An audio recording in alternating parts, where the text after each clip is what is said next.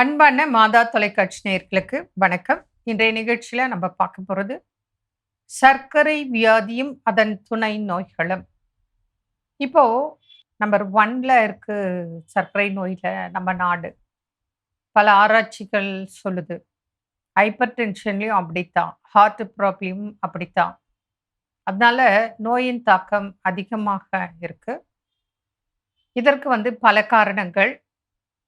மரபணு ரீதியாக பரம்பரையாக நோய் வரலாம்.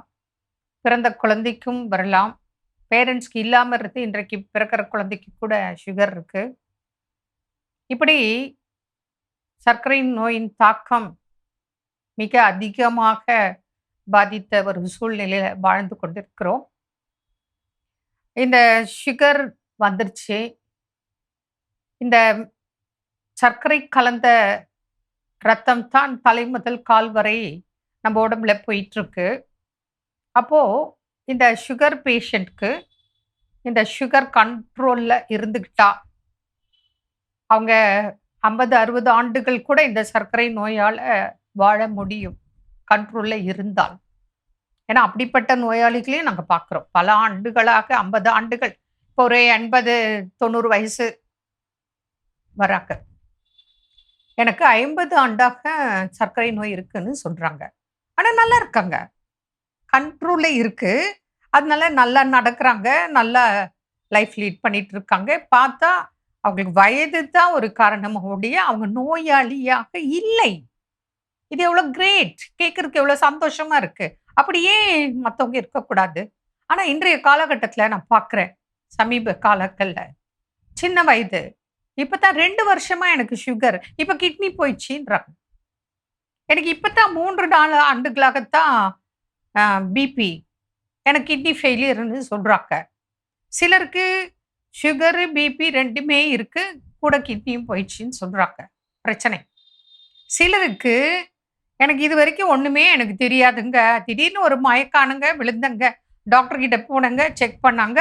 உனக்கு பிபி இருக்குப்பா, கிட்னி ஃபெயிலியர் அப்பா. இன்னொருத்தர் சொல்றாரு, உனக்கு சுகர் இருக்குப்பா, கிட்னி ஃபெயிலியர் அப்பான்னு சொல்றாங்க. சின்ன வயது. நல்லா புரிஞ்சுக்குங்க.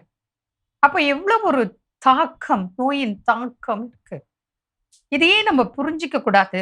அப்போ மனிதனோட வாழ்க்கை முறைய மாத்தணும்.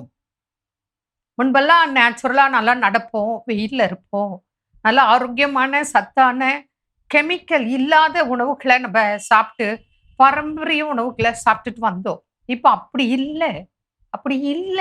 இப்ப எங்க தாத்தா காலத்து உணவு வேற, எங்க அப்பா காலத்து உணவு வேற, என் காலத்து உணவு வேற, என் மகன் காலத்து உணவு வேற, என் பேரன் இப்போ சாப்பிட்டுட்டு இருக்காரு உணவு வேற.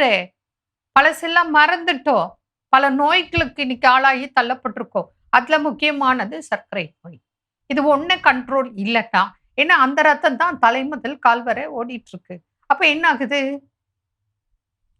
ஸ்கின் பாதிப்பு, நரம்பு பாதிப்பு, கண் பாதிப்பு, ஹார்ட் பாதிப்பு. புரியுதுங்களா? அதுக்கப்புறம் கிட்னி பாதிப்பு. உடல்ல உள்ள எல்லா உறுப்புகளும் பாதிப்பு. ஒரு புண்ணு வந்தா ஆறல, நீண்ட நாள் புண்ணு, உடனே விரல் எடுக்குறாங்க. நீண்ட நாள் புண்ணு, கால எடுத்துடுறாங்க.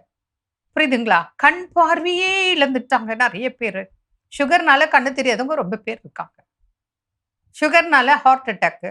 சுகர் 1 இருந்தா போதும். பிபி, சுகர் அதாவது சுகர்னால BP, heart problem, kidney problem, eye problem, liver problem எல்லா ப்ராப்ளமும் துணை நோய்களாக இன்னைக்கு ரொம்ப காம்ப்ளிகேட்டடா கஷ்டப்படுற நோயாளிகளா இருக்காங்க. அதனால சுகர் 1 கண்ட்ரோல் பண்ணிட்டா தப்பிச்சுக்கலாம்.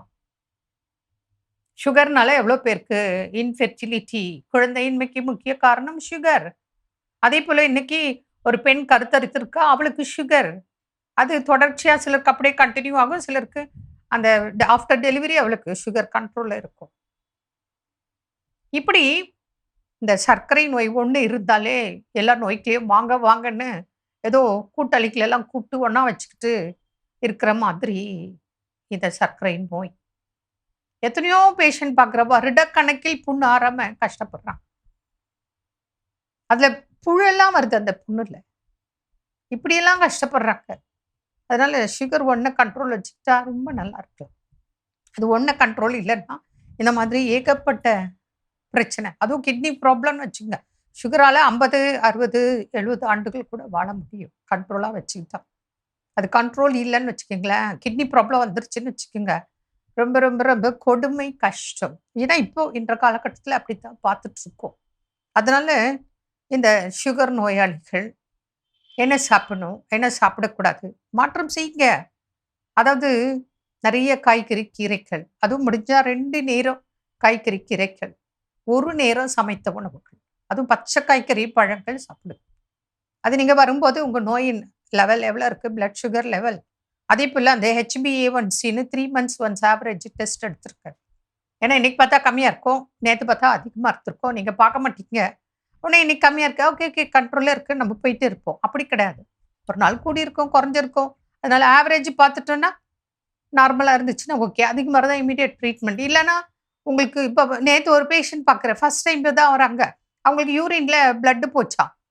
உடனே போய் டாக்டர் கிட்ட பார்த்துருக்காங்க. டயபெட்டிக், அன்கண்ட்ரோல்டு டயபெட்டிக்கு சிறுநீர்ல ரத்தம் போயிட்டுருக்கு. இப்போ மாஸ்டர் ஹெல்த் செக்கப்பு, HbA1cலாம் எழுதி குடுத்துருக்கேன்.